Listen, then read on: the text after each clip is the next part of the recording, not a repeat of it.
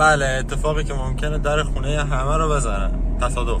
تو اگه خیلی مراقب باشی بازم یکی دیگه هست که بیاد به تو بزنه و دردسرای صافکار و واو، الان باید برم صافکاری. اگر راننده هستید سعی کنید که خیلی مراقب باشید، چون که چه شما مقصر باشین چه طرف، بازم شما اذیت میشین اگر تصادف کنید. جایی که میتونید با احتیاط رانندگی کنید، همچین اتفاقی برای شما نیفته. همینطور میپیشه میاد. همیشه سعی کنید که مراقب باشید و اگر قرار بود اتفاقی بیفته شما زودتر عکس العمل انجام بدید، صحنه‌ای رخ نده، شما خودتون رو بکشید کنار. حالا داریم میریم صافکار و بهمون گفته که 2 روز باید ماشین بخوابه. حالا به خاطر چی؟ به خاطر یک قسمت بسیار کوچیک که رفته داخل. این خودرو هم پرایده، زیادم دنگ و فنگ نداره. بخاطر 2 روز چه خبره برای پراید؟ آخرش هم فکر نکنید چیز خوبی از آب در میاد. خیلی درب و داغون، پر موجدار در میاد.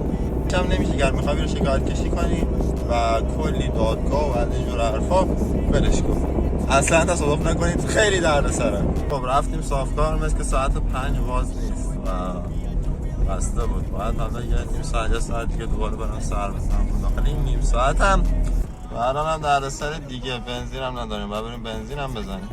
صد البته صف طولانی پمپ بنزین. این الان داره چشمک میزنه، داره اعلان خطر میکنه، میگه که الان که منفجر شد. و هنوزم ما هم در صف پمپ بنزین و هنوز نوبتمون نشد. این ماشینه احتمالاً چپ کرده، ستونش کلا اومده پایین. این هم از امنیت خودروهای ایرانی.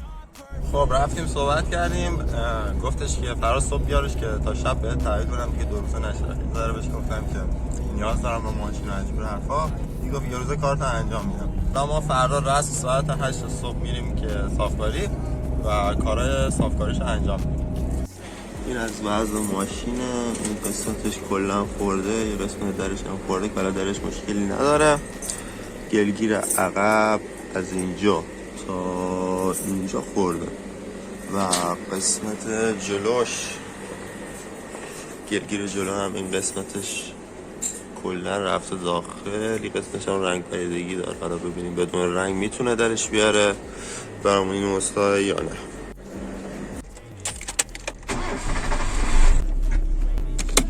خب صبح شد و باید بریم الان صافکاریه تا کارمون رو انجام بده. بهمون قول داده که تا شب کار بهمون تحویل بده و چیزا خوبی هم گفته در میاره. حالا تا ببینیم شب هم تاریکه، نمیتونیم بریم الان صافکاری گفته شب بیا. این هم از دردسرای صافکاری ساعت 8 صبح باید بیدار بشه.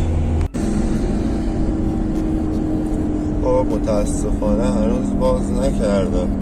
ساعت تقریبا 7:50 و هنوز باز نکرده. حالا با منتظر بمونیم تا بیاد. خب متاسفانه هنوز باز نکرده و بسته.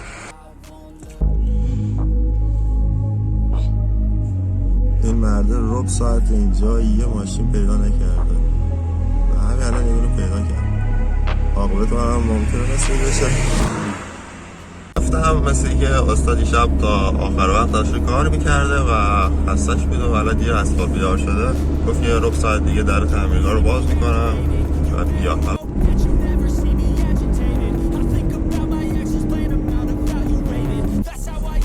بعد از طرفا 1.5 ساعت بالاخره باز کرد. بریم تا ماشین رو بهش تحویل بدیم. خب پیاده داریم برمیگردیم خونه دیگه، ماشین نیست سوارش بشیم. حالا بهمون گفتش که اسب زنگ میزنم، اسب میریم که ببینیم چه خبره. خود داری که این صافکار ما رو 1.5 ساعت معطل کرد، ما هم شب زودتر میریم، نمیذاریم که زنگ بزنم و ما بریم.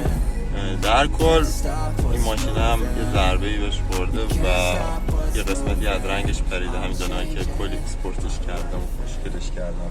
واقعا جیگر آدم میسوزا این همه ماشین رو خوشگل کنی و بعد ماشین بذاری راه پارکینگ، یا صبح بیای ببینی در ماشین رفته داخل و رنگش پریده افتاده. حالا اینا که افت قیمت ندارن، با قلم و چیزی اوکی میشم، ولی این که ماشینت دو رنگ باشه و یه قسمتش ضعف داشته باشه و عیب داشته باشه خیلی بده، هرچند که برای استفادت باشه. من دیگه دلم به این ماشین نیومد. شما ماشین باز هستید و اتفاقی برای ماشینتون بیفته و ناراحت نشید، شما ماشین باز نیستید، 100% نیستید. چون که من دیشب این رنگ افتادگی، رنگ پریدگی چی بهش میگن، دیدمش دیگه نتونستم بخوابم. نشستم اونجا 1 ساعت فقط نگاش کردم که اینم چه اتفاقی افتاده براش و چطوریه که اینطوری شده. عکسش هم براتون اینجا گذاشتم که چه اتفاقی افتاده. روی در این رنگ پریدگی افتاده و دوست دارم که در قسمت نظرات بگید که چطوری میتونم اینو درستش کنم. تقریبا نزدیکای غروبه. ببینیم ماشین رو چیکار کرده، اصلا شروع کرده به کار یا نه همونجا افتاده بوده ماشین. خب الان ما داخل همین تعمیرگاه هستیم. خوب انجامش داده و یه ذره ظریف کاریاش مونده. حالا آخر سر ویدیو رو بهتون میدم که چطوری شده، مثل روز اولش شده یا نه. کنم نیم ساعت تا 1 ساعت دیگه تمومه و ماشین رو میریم تحویل میگیریم.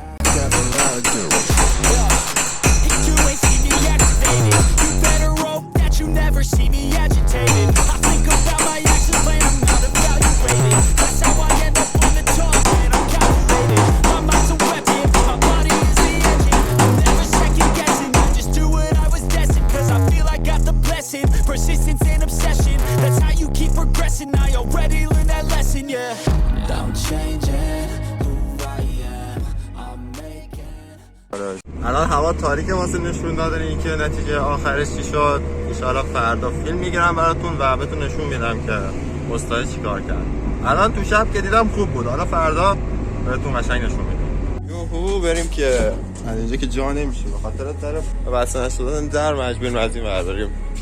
این نتیجه کار چطوریه؟ خب این قسمت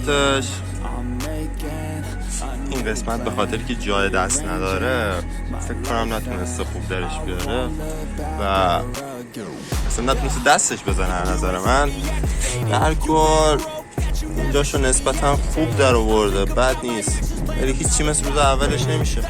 بریم جلوشو ببینیم. و بله جلوش اینجا سایه است. دوربین عریض کردم. این قسمتش کمی اینجاش موج داره و چه کنیم دیگه، وقتی که صافکار سنتی میبری دیگه همه اینجا پیلیار شدن، ولی متاسفانه داخل شهر ما صافکاری پیلیار نیست. خب به نظر من بهتره هیچیه. چه کنیم دیگه، تا جایی که میتونید تصادف نکنید و مراقب باشید. درد سر تصادف و اصلا براتون مهم شما مقصر باشید یا او. همیشه مراعات کنید و جاهایی که احتمال حادثه هست خود اون منطقه کلا دور کنید، اصلا فرار کنید از تصادف، که تصادف چیزی جز بدبختی نیست. تا ویدیو بعد من شما رو به خدای بزرگ میسپارم. اینم از نتیجه کار.